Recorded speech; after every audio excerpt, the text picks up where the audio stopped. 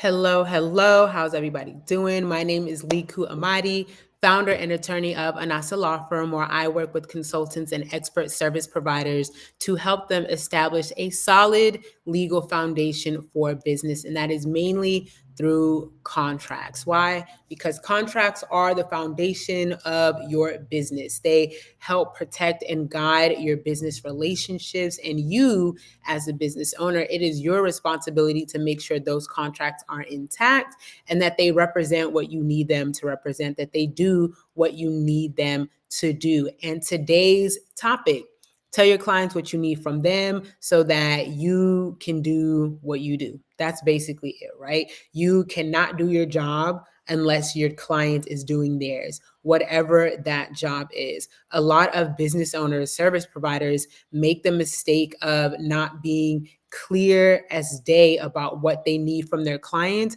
in order to deliver the service. Yes, the client paid you. Yes, you're the expert. You're the one who's going to be doing most of the work. However, that does not mean that it is only you performing in this service. Whatever you need from your client needs to be communicated to them. And because people make the mistake of not communicating it, it could bring up a variety of issues, right? Depending on the type of work that you do. But at a general level, miscommunications, misunderstandings, those can both frustrate the client relationship when you're not on the same page, especially if someone has invested 4, 5, 6, 7, 8 figures to work with you, right? People do not play about their money. That means that they want to be clear about what's going on. That means that you, as a service provider, need to make it clear to them what's going on, which includes telling them their part so that you can avoid these miscommunications, misunderstandings, or even if you do reach that point, you at least have some type of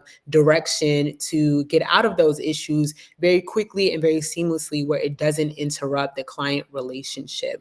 A critical component of your client contracts is your client duty section, your client policies. These are the places where you communicate to your client, hey, I need you to do X, Y, and Z in order for me to do A, B, and C, the thing that you paid me to do, my expertise, right? And so let's talk about your client duties. Now, again, relationships take two, right? Takes two to tango. Your client needs to do something, you need to do something. Depending on your service, the type of work that you do, etc., that's going to look very different for people. You might be the type of person where you just need your client to fill out one form, maybe hop on a call with you in order for you to execute the work that you need to execute and things be done, right?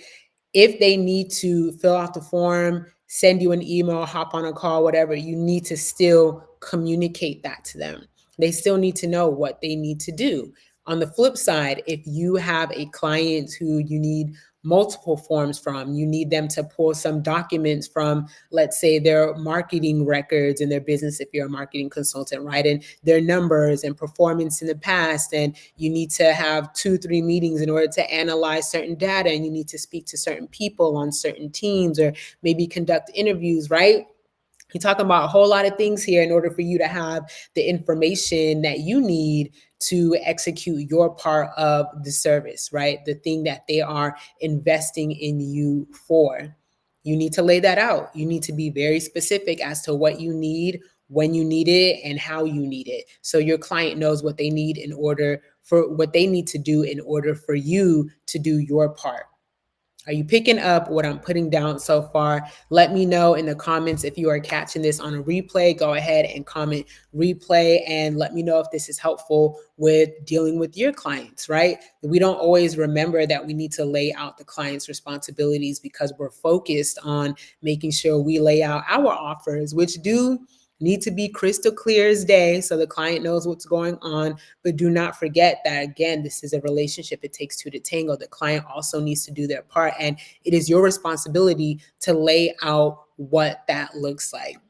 I gave the example of, something small and minor. Maybe they need to hop on a call or fill out a form, or maybe you have a more robust project or service that requires a lot more interaction from your client. In both scenarios, you're working together. In both scenarios, it is your responsibility to communicate their responsibilities and duties because it depends on the service that you're offering, right? So you need to be very clear about what that service is so that you can be clear to them about what you need from them in order to do their part. Another place where you're going to find that, talked about client duties, that section, laying it out, is your policies. This is more so the how you interact with your clients, right? They need to do their part in making sure they communicate with you the correct way, communicate with you efficiently, communicate with you within your boundaries, get you the information you need efficiently and within your boundaries and without delay. All of these things help streamline whatever service it is that you're providing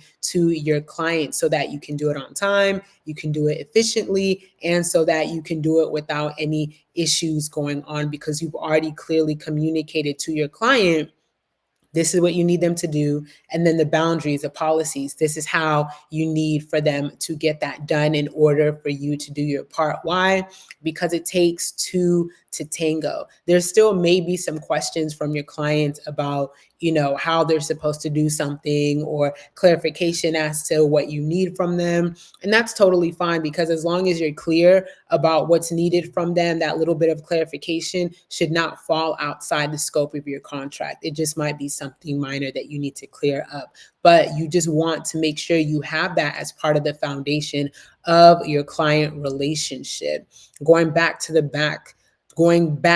basics of why we have contracts in the first place, it's because we want them to govern, we want them to dictate is a bad word. It's because we want them to facilitate our client relationships. We want them to facilitate our client experiences. So those experiences are seamless, efficient, and lead us to getting the result that everybody wants, the result that that you are delivering, and the result that they are investing in you for. As the service provider, it is your responsibility to lay out those foundations, those parameters, that structure in the agreement so that you can communicate it to your client. Yes, you're the expert. You're supposed to do what you're supposed to do. However, the leadership component comes in from the contract. That is also something that you are supposed to do as a service provider. You're supposed to lead. It's not enough for you to say that you're going to do X, Y, and Z for your client. You're supposed to lead them to that result. And part of leading them to that result is making sure that they know what they need to bring, what they need to say, what they need to do in order for the both of you to get to that resort. Drop a 1 in the comments for me if you are picking up what I'm putting down, and go back to your client contracts, your service offerings, the things that you onboard your client with.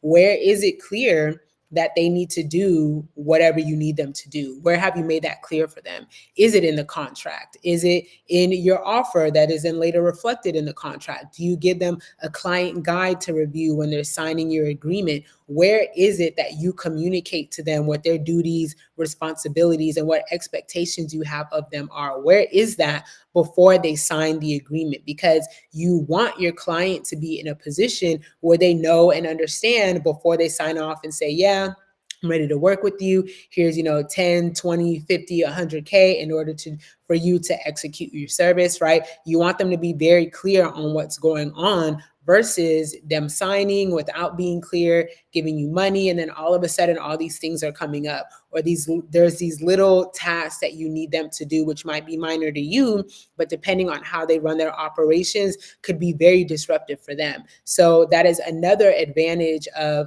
communicating upfront before the contract is signed so that they know what they need to do, and so they can also coordinate among themselves within their own operations to get you what you need. Because if you're hitting up your client, emailing them saying, hey, I need you to complete these forms, give them back to me in 3 days, but they have an on-site summit or something during that week. Like, do you see how that's not helpful for them, how that could frustrate the process while you're just trying to get what you need to do your job? They still have operations going on, and you need to be able to facilitate your service in a way that allows them to help you without disrupting their operations, because you're there to make it easier and not more difficult for them. So, major takeaway for you today: tell your clients what you need from them so they can get what they need from you. So that service can be executed seamlessly. So you have a great working relationship. So they have a great client experience.